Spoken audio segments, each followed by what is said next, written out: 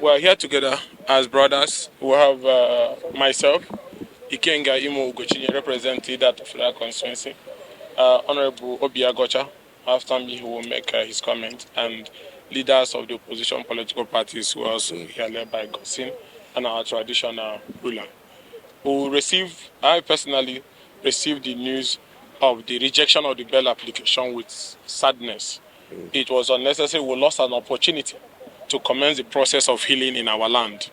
That bail application would have opened door of opportunity that would have brought stability in our place and opened door for conversation to resolve all issues that have led us to this point. And it's so painful that this is coming at a time that few weeks ago, the federal government, on its own, in exercise of its constitutional power, discontinued the trump-up criminal charges filed against Sowore, the Attorney General, in exercising those powers under Section 174. And we're also aware that the same federal government has allowed Sunday Igboho also back home, where he's with his people. So it's so painful that whenever it has to do with an Igbo man, there is different interpretations and different reasons for you to keeping the person in detention. So that is why we say it's so painful. And as a federal lawmaker, I'm calling on President Bola Ahmed Tinubu not to allow the moment to pass him by.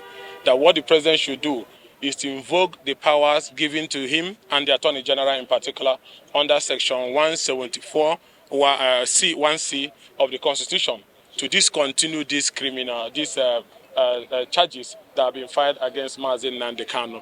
And if you go by Section 174C, that this can be discontinued on basis of justice and public interest. It is in public interest and it is in interest of justice that the federal government discontinues this trial.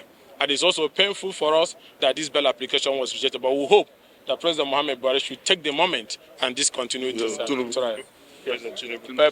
President Bola Ahmed Tinubu should discontinue this trial. And I'll let my brother, Honorable Obiagocha, who is representing Nnamdi Kanu at the House of Representatives, to make his comment and gossip. Thank you very much. Thank you, my honorable colleague. Ahamo Obi Agocha. Anamano Chitanya ndi kuano. Umahia North, Umahia South. Take a one name woko. Kuramwana Chitanya. Nnamdi Kanu. Well, Igbo is allowed, is a constitutional language. I can speak Igbo in the chamber of the National Assembly. But however, let me speak in English. It's very sad, like my brother said, that there are two separate rules, one for other Nigerians and one for the Igbo man.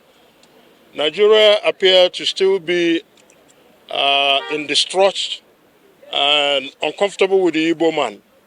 And all the Igbo man wants is full development and aspirational goals for all persons, regardless of, ethnicity, religion, or gender.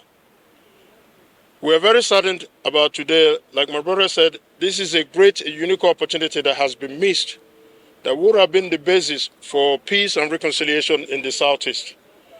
All the agitations that are happening in the Southeast, all the crime and criminality, banditry, kidnapping, that are happening in the Southeast is because of the continued detention of Nnamdi Kanu. A lot of people are using his name to commit all these crimes and criminality. The peace in the Southeast, or peace in Nigeria, cannot go anywhere without the unconditional release of Nnamdi Kanu. The government cannot miss this opportunity, but we are very optimistic that by the next hearing, as the judge said, that one, he will be granted bail. He hasn't committed any crime in this country that will continue to warrant his illegal detention. So we are calling on the government of President Ahmed Tinubu to do the right thing and not be held hostage like the former President Buhari did because of his own personal bias against the Igbos and against Nnamdi Kanu. So I'm calling on all Igbos, wherever they are, to remain calm.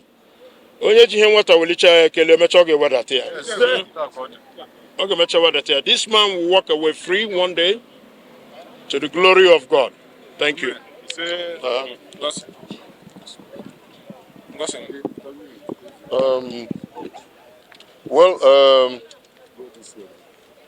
Like my brothers have said, it's a bit of a disappointment. But it's not over. Going by the ruling of the, if one listens to the ruling of the court, is not over. But He also graciously said, reapply, put another application, and then tomorrow they give him the written version. And we want to believe that the president will cash in on this to make peace, full peace, and lasting peace with the Southeast. It's not very fair the way he's been treated. As a former presidential candidate and as a traditional, the president of traditional authority, I am saying it is about time that the young man is allowed to go home, because allowing him to go home cannot cause any more problem. The way it is, I am optimistic and I'm hopeful that in no distant time he will get full bail. But going by the directives of the court is neither, because the judge refused to take him to Kuje prison, and they said there are other places that he can be taken to. So it's like halfway home, and we believe it's going to be done, and to the glory of God, and to peace in Nigeria and the Southeast. We thank all of you. Thanks. Godson Okoye, former presidential candidate.